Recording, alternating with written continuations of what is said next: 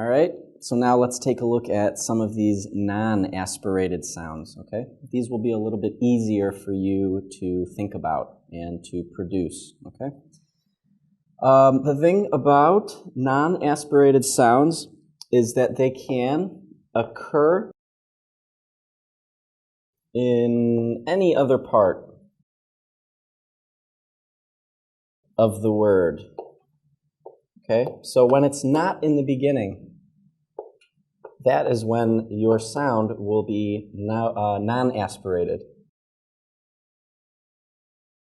Okay, and these sounds are also, they're less strong and they're quick. They're very soft. Okay, so let's just say that they're quick and soft. Very soft sounds, okay? And they can also appear in consonant clusters when you have, for example, like t and r together, as in try, okay? If you try, you might feel a little bit of air. That's okay. We still consider this to be a non-aspirated sound. So, appears in consonant clusters. Consonant clusters. A cluster is just a group of something that's put together. Okay. So now let me show you a couple examples. So for the p sound, p, we have a word like pipe, okay? A pipe, okay? You know, pipe is a very long thing and water can go through it. A pipe. So, notice here, the first sound is in the beginning of the word and there are no consonants around it. So this receives an aspirated sound, p, but once we get to the second p sound, it's very soft and there is no aspiration. It's just a very little p to end the word, p, pipe. Can you hear it? Pipe. It's very, just a p. Pipe. Okay, so like this. Pipe. Now, again, if you feel air, it's okay. It's actually more close to an American pronunciation to add aspiration to everything. So if you said pipe, even if you pipe, it's better than just going pipe. Like you're forgetting the last sound. So if you feel air, it's okay. Pipe. But you just want it to be very quick and softer than the first p sound. Okay?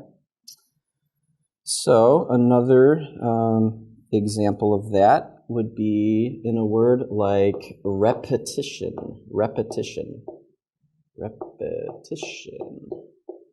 Okay, I hope I'm not, okay, that's right. Hope I'm not spelling anything wrong. Sometimes it's a little bit strange to be so close to the board, but this is correct. Repetition.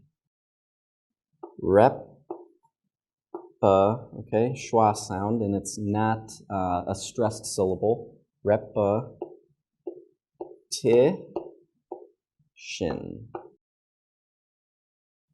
And again, in your dictionary, you might see this as a schwa sound. That's okay. If you listen to the pronunciation of an American, you'll actually hear more of an eh sound than an ah. I'm not saying repetition, I say repetition. And this word just means to repeat something,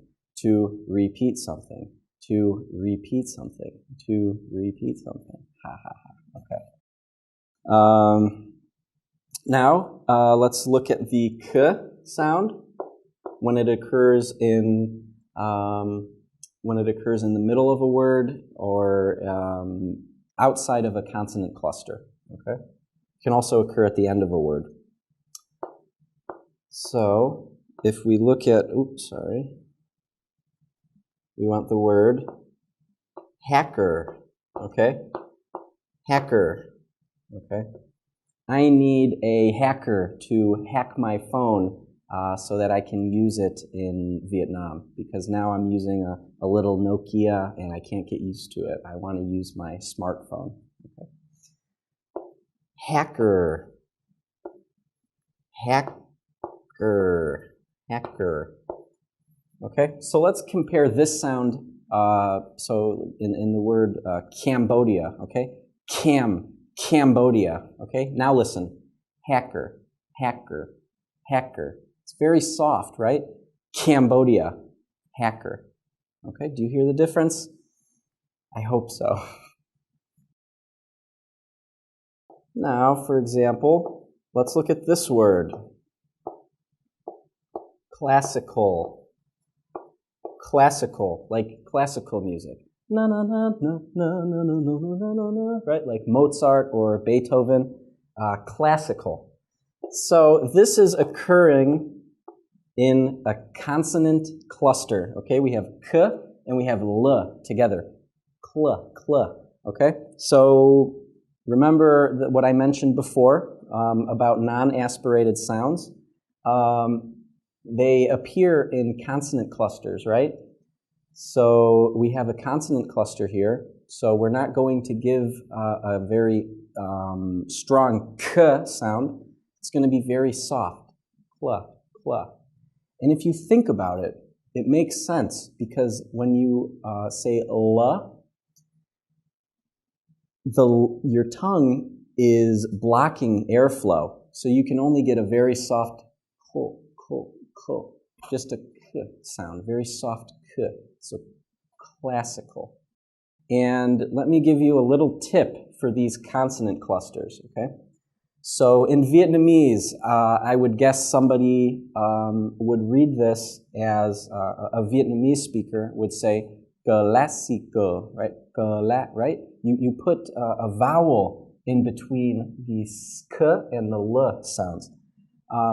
The way to avoid this, before you go k, before you say k, raise your tongue behind your teeth to get ready for the l sound. So your mouth should look like o before you are making a k sound.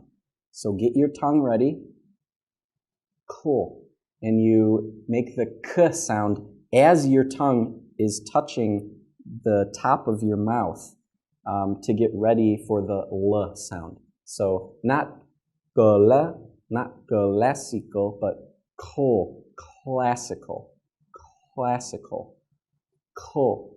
This is going to be a very, very strange feeling in your mouth for you in the beginning. But if you want to have more accurate pronunciation of English, you have to practice this so that you don't sound foreign when you speak English. You don't sound like you have a Vietnamese accent. Classical, okay? So, and then again, col. It's in the middle of a word, or towards the end. So it's also very soft. Classical, col.